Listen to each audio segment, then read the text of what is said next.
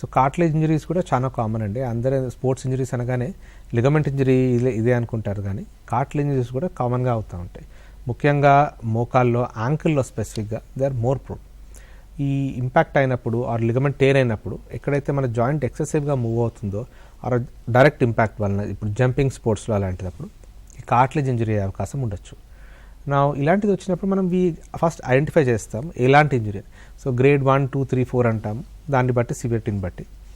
Are ఒక్కోసారి ఆస్టియోకాండ్రల్ injury అంటాం, ఎక్కడైతే ఈ కార్టిలేజ్ ముక్కలాగా ఊసిపోయి అది ఫ్రీగా జాయింట్లో తిరుగుతూ ఉంటుంది.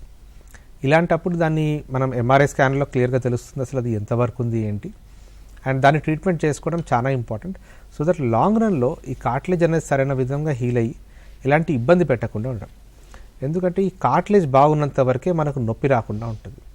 ఎప్పుడైతే ఈ కార్టిలేజ్ డ్యామేజ్ అవుతుందో బోన్ ఒకదానికొకటి రబ్ అవడము, పెయిన్ రావడము, మనం నార్మల్గా చేయలేకపోవడము, ఇలాంటి ఇబ్బందులు పెరుగుతూ ఉంటాయి. పెద్దవాళ్ళని చూస్తే మోకాలు అరిగిపోయినాయి అంటారు కదా, ఎందుకంటే అంటే కార్టిలేజ్ మొత్తం పూర్తిగా అరిగిపోతుంది కాబట్టి.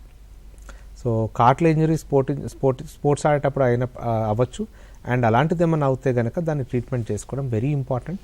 సో దట్ లాంగ్ రన్లో they can get back to the sport, and more importantly pain ఫ్రీగా ఉండడం ఇంపార్టెంట్.